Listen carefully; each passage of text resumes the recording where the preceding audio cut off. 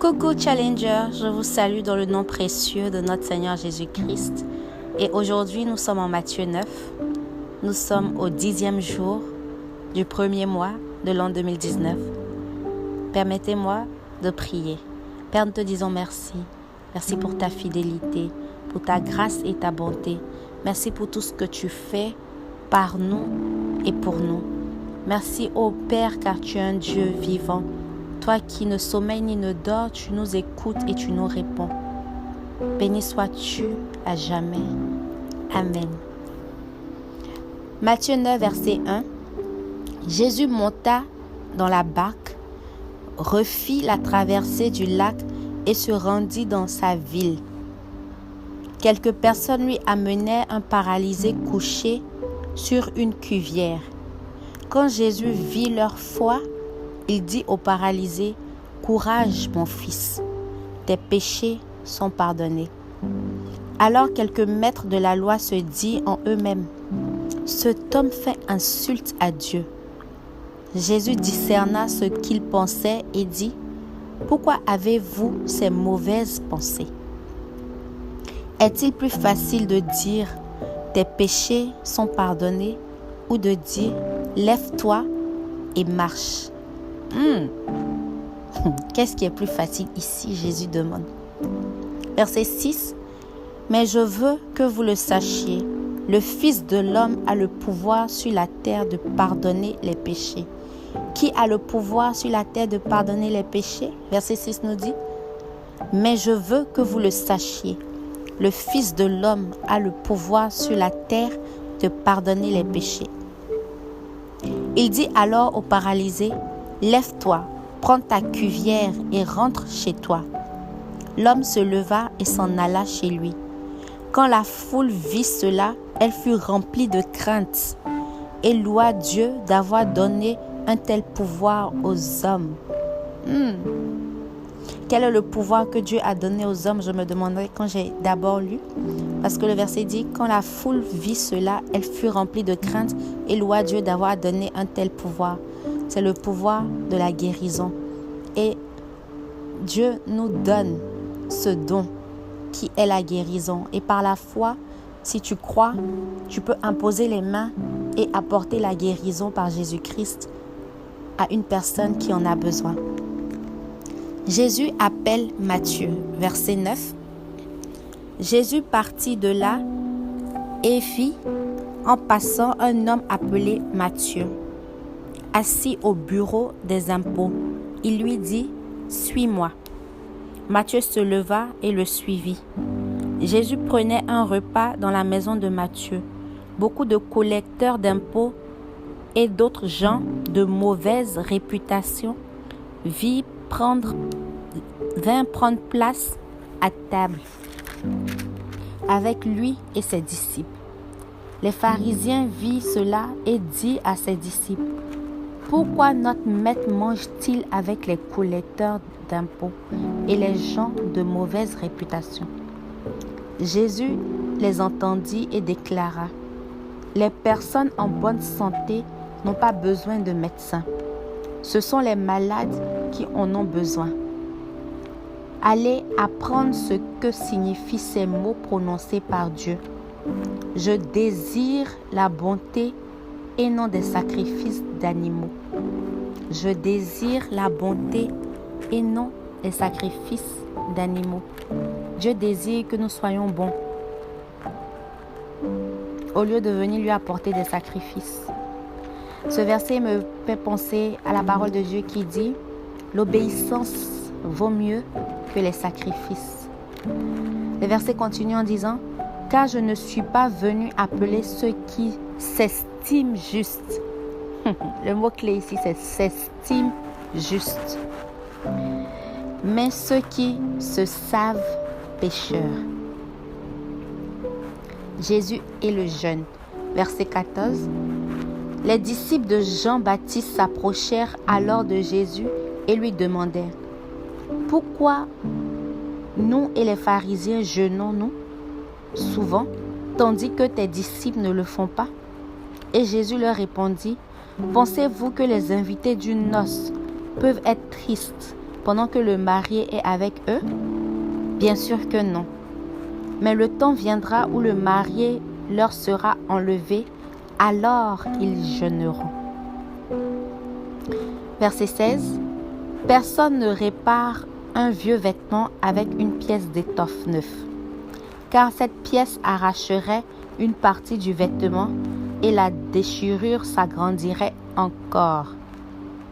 On ne verse pas non plus du vin nouveau dans les vieilles outres, sinon les outres éclatent, le vin se répand et les outres seront perdues.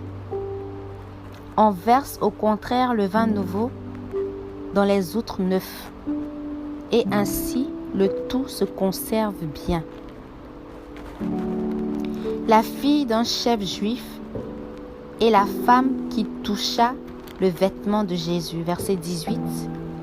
Pendant que Jésus leur parlait ainsi, un chef juif arriva, se mit à genoux devant lui et dit, « Ma fille est morte il y a un instant, mais viens, pose ta main sur elle et elle vivra. » J'aime la foi de cet homme. Jésus se leva et le suivit avec ses disciples. Une femme qui souffrait de perte de sang pendant 12 ans s'approcha alors de Jésus par derrière et toucha le bord de son vêtement. Car elle se dit, j'ai souligné, elle se dit, qu'est-ce que tu te dis en toi-même? Parce que je remarque dans ces différents passages que nous lisons jour après jour, que c'est ce que nous nous disons, que c'est la foi que nous démontrons qui active le miracle en notre faveur. Elle se dit, si je peux seulement toucher son vêtement, je serai guérie. Jésus se retourna, la vit et déclara, courage ma fille, ta foi t'a guérie. Courage. Et à ce moment même, la femme fut guérie. Jésus arriva à la maison du chef quand il vit les musiciens prêts pour l'enterrement et la foule qui s'agitait bruyamment. Il dit, sortez d'ici car la fillette n'est pas morte, elle dort. Je remarque ici que la résurrection et la vie est arrivée dans la place. Et il dit, la fillette n'est pas morte, elle dort. Quelle que soit la chose morte dans ta vie, je peux entendre Jésus qui dit à cet instant, cette chose n'est pas morte, elle dort. La résurrection et la vie dit qu'il y a encore de l'espoir. Le verset continue en disant, mais ils se moquèrent de lui. Quand on eut mis la foule dehors, Jésus entra dans la chambre, il prit la fillette par la main et elle se leva. Il entra dans la chambre, il prit la fillette par la main et elle se leva. Je vois que Jésus a fait exactement ce que le Père lui a demandé, le Père de cette fille lui a demandé. Sur la base de la foi de ce Père, Jésus a agi. Sur la base de ta foi, Jésus agira. Donc, n'est pas une petite foi. Ne soyons pas de ceux qui sont de peu de foi, mais que notre foi, que notre confiance en lui soit grande. Le verset 26. La nouvelle s'étendit dans toute cette région. Au moment où Jésus partit de là, 2 aveugles se mirent à le suivre en criant, « Aie pitié de nous, fils de David. » Quand Jésus fut arrivé à la maison, les aveugles s'approchèrent de lui et lui demanda, « Croyez-vous que je peux faire cela ?» Il lui répondit, « Oui, maître. » 8 maîtres, ils affirment. Alors Jésus leur toucha les yeux et dit, « Dieu vous accorde ce que vous demandez avec foi. » Que Dieu nous accorde ce que nous demandons avec foi. C'est le message que j'ai pour nous en ce jour. Verset 30.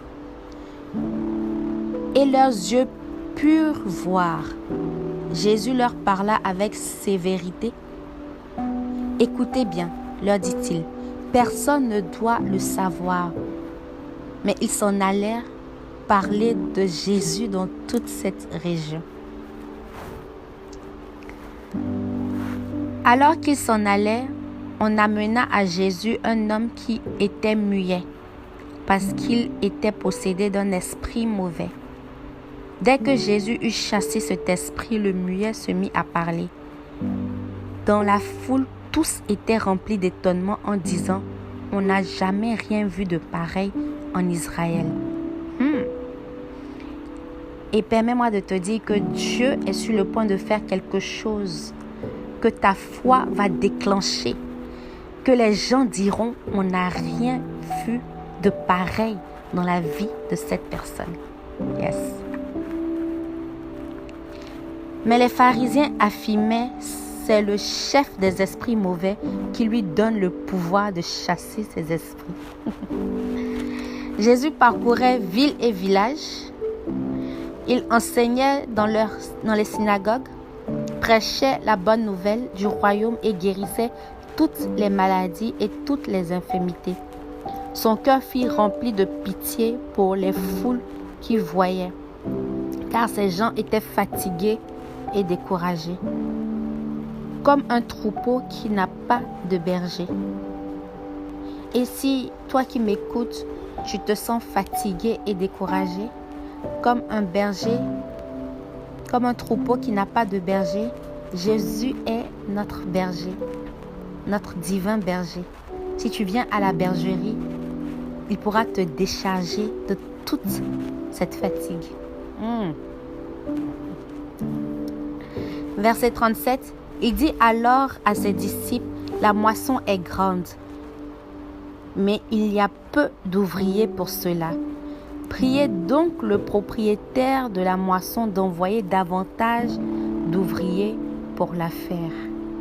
Que Dieu bénisse la lecture de sa parole. Père, je veux prier pour toute personne qui est à l'écoute. Je prie pour nos différentes situations. Je prie que tu nous donnes de pouvoir grandir dans notre foi. Donne-nous cette foi d'Abraham. Cette foi au Père qui a confiance en toi malgré tout.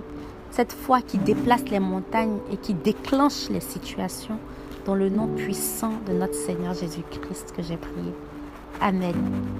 Amen. Je vous donne rendez-vous donc demain par la grâce de Dieu. C'est notre Bible Challenge. Vous avez été servi par Souveraine Amwako.